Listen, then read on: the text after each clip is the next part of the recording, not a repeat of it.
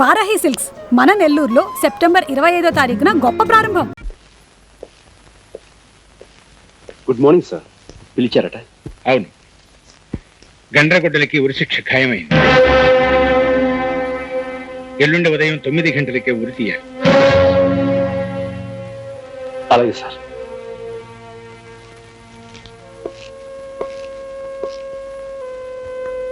నాకు ఉరి ఖాయమైందనుకుంటాను. అవును, ఎల్లుండి ఉదయమే ఉరి శిక్ష అమలు జరుగుతుంది. I'm sorry.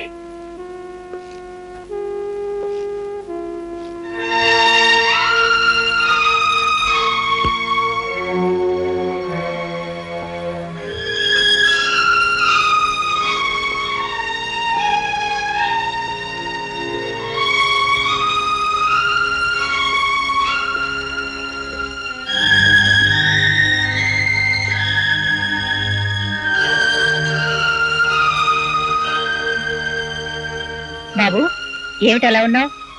ఆయుధాన్ని అధికారం ఉరి తీయబోతోందమ్మా. బాబు, ఏమిటి నువ్వు అనేది?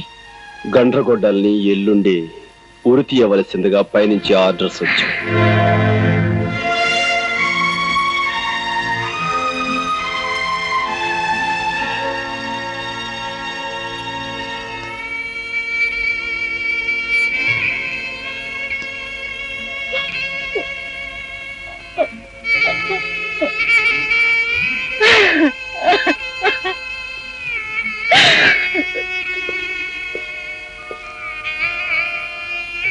ఎందుకమ్మా అంత బాధపడుతున్నావు? అదే లేదు బాబు. నాకు తెలియదు అనుకున్నావా? గండ్రగొడ్డలు నాకు అంతా చెప్పేశాడమ్మా. చెప్పొద్దని నా దగ్గర మాట తీసుకుని నువ్వు తన తమ్ముడు అని వాడే చెప్పేశాడా? అమ్మా, అతను ఆ గండ్రగొడ్డలి నాకు అన్నయ్య. అంటే వాడు నీకేం చెప్పలేదా? లేదమ్మా, చెప్పలేదు. పోలీస్ ఆఫీసర్ గా బెదిరించో, భయపెట్టో, అబద్ధం చెప్పో, అవతల వాళ్ళ నోటి నుంచి రహస్యాలు చెప్పించి నిజాలు ఒప్పించి గర్వపడేవాడిని, ఆనందపడేవాడిని. కానీ ఇప్పుడు నీ నోటి నుంచి అతను నా అన్నాన్ని నిజాన్ని చెప్పించి తట్టుకోలేకపోతానమ్మా, తట్టుకోలేక. నా చేతుల మీదుగా రేపు ఉరికబడే మనిషి నా అన్నాన్ని తెలిసి నన్ను స్థితిలో ఉంచిన నా ఉద్యోగాన్ని, వృత్తిని మొదటిసారిగా ద్వేషిస్తున్నానమ్మా, ద్వేషిస్తున్నాను. మీ ఇద్దరికి ఉన్న బంధం తెలిస్తే తనని ఉరి తీయాల్సి నువ్వు ఇలా చిత్రహింస అనుభవిస్తావనే నీకు ఈ సంగతి చెప్పొద్దన్నాడు రా వాడు. ఒకే తల్లికి పుట్టమేవిద్దాం, ఒకే నాణానికి ఉన్న బొమ్మ బొరుసుల్లాగా చేరువుగా ఉన్న చెరుక వైపు ఉండిపోయామన్నమాట. అమ్మా, అన్నయ్య మన నుంచి ఎందుకు దూరం అయిపోయాడు? ఎలా మరో దారిలోకి వెళ్ళిపోయాడు? అన్యాయానికి అధికారం, అక్రమానికి ఐశ్వర్యం ఉన్నప్పుడు న్యాయం, ధర్మం మీ అన్నయ్యలాగే అందరికీ దూరమై ఆయుధంగాను అగ్గిమంటగాను మారుతాయిరా. అమ్మా, చెప్పమ్మా, నాకు నిజం చెప్పు. బాబు, నీకు నిజం తెలియాలంటే 20 సంవత్సరాల క్రితం అమాయకంగా తల వంచుకు బ్రతికే మీ నాన్నగారి గురించి నీకు తెలియాలి. ఉన్న 3 ఎకరాలతో, కన్న 3 బిడ్డలతో నేను మీ నాన్న చల్లగా సంతృప్తిగా గడిపేవాళ్ళం. కాలం కలిసి రాక ఒక 7 పంటలు పండకపోవటంతో పొలాన్ని మోతుబరి చిదానందానికి తాకట్టు పెట్టి కుటుంబం గడవడానికి అప్పు చేశారు మీ నాన్న. చేసిన శాపమైంది. వడ్డీ పేరుతో కొంతగా పొలాన్ని సొంతం చేసుకున్నాడు ఆ నీచుడు. అంతటితో ఆగక బాకీ కోసం మీ అన్నయ్యని, మీ నాన్నని తన బానిసలుగా చేసుకున్నాడు. జరిగిన అన్యాయాన్ని చట్టానికి చెప్పుకుందామని వెళ్ళిన నన్ను ఇన్స్పెక్టర్ జగన్నాథం సాక్ష్యం లేదు, ఆధారం లేదు, చీపొమ్మని తెరవేశాడు. బలి పశువుల్లా మన బ్రతుకులు సాగుతుండగా ఆ చిదానందం తమ్ముడు నీచంగా, దుర్మార్గంగా ఒకనాడు నన్ను పట్టుకున్నాడు. అడ్డుపడిన మీ నాన్న అది కూడా మాకు వడ్డీ కింద లెక్కేరా అని తోసేశాడు. పక్కనే ఉన్న ఇనుప నాగల మీద పడి మీ నాన్న ప్రాణం వదిలాడు. నా మీద జరిగే అత్యాచారాన్ని తట్టుకోలేని మీ అన్న రాము గుణపంతో వాడిని పొడిచి చంపాడు. తనంతో చిదానందం మనుషుల నుంచి తప్పించుకోవటానికి చంటిదాన్ని తీసుకుని వాడు, నిన్ను తీసుకుని నేను వేరే వేరే దారుల్లో పారిపోయాం. అమ్మా, అన్నయ్య తనతో తీసుకుపోయిన చెల్లాయి ఉంది బాబు. వాడి ఆఖరి కోరిక నువ్వు పల్లెకి వెళ్ళి ఏ కన్న తల్లికి కడుపు శోకం పోగొట్టి బిడ్డని కాపాడావో ఆ తల్లే నీ చెల్లెల్రా. అంటే అంటే లక్ష్మి నా చెల్లాయ?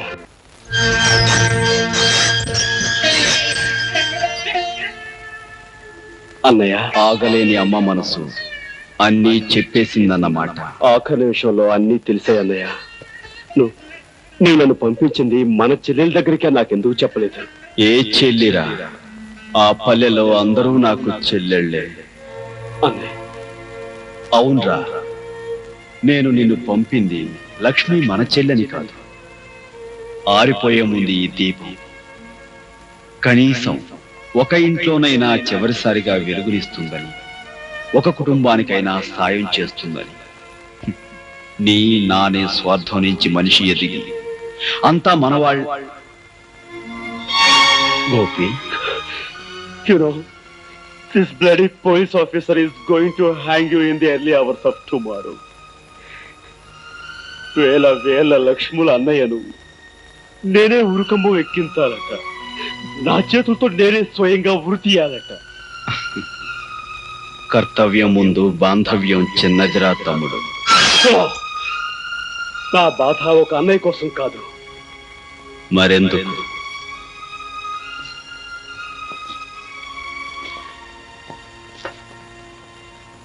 ఎంత చిన్న ప్రశ్న, కానీ సమాధానం మాత్రం మన సమయం అంత పెద్దది, మన రాజ్యాంగం అంత క్లిష్టమైనది. Now I'm proud of you Gopi. నిన్ను చూసి నిజంగా నేను గర్వపడుతున్నాను రా. Go head. నీ దారిలో నువ్వు, నా గమ్యానికి నేను. ఈ కథకు ముగింపింతే. Go head.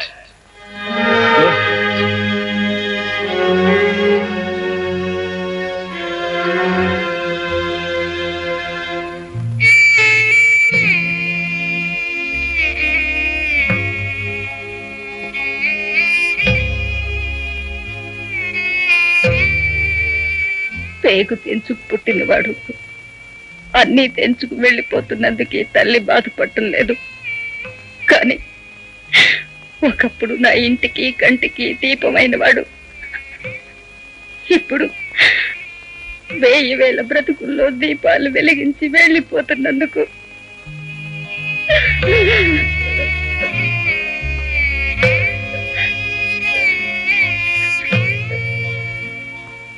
అమ్మా, ఒరే కన్నా, ఎన్నేళ్ల తర్వాత కనిపించిన ఈ బిడ్డకి ఈ కన్న తల్లి ఏమి చేయగలదు, ఏమివ్వగలదురా? 10 మందికి సాయపడటానికి ఈ జన్మనిచ్చావమ్మా. ఇంతకంటే ఏమివ్వాలి? అమ్మా, ఒకే ఒక్క కోరిక అడగాలనుంది. అడగమంటావా? అడగరా నాన్న, ఏం కావాలి? అడగయ్యా, అడగరా. అమ్మా, తొలిసారిగా నీ చేత్తో గోరు ముద్దలు తినిపించు. అలాగే ఆఖరిసారిగా నీ చేత్తో అన్నం ముద్ద తినాలను ఉందమ్మా. రాము బాబు.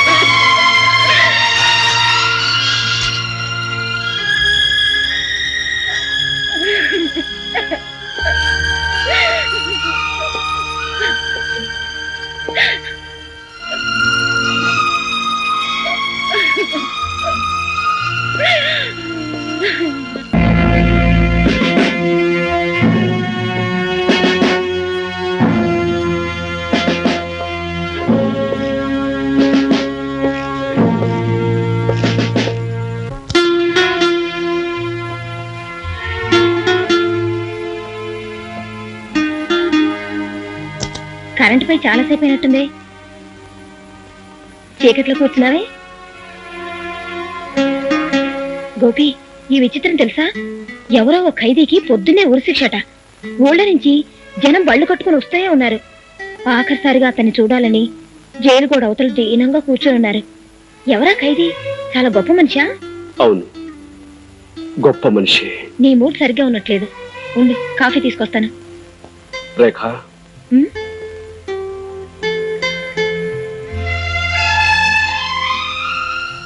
రేఖ, చట్టం గొప్పదా, న్యాయం గొప్పదా?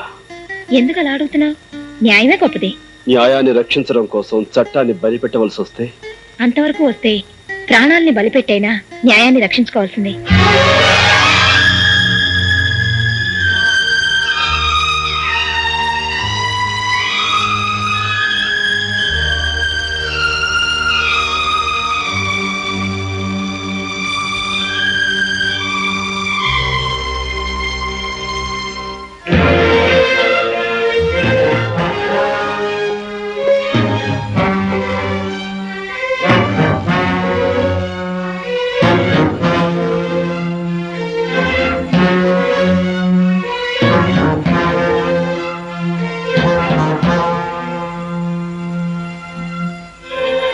పల్లెలో ప్రతి మనిషి ప్రతిరోజు నిన్నే తలుచుకుంటున్నా.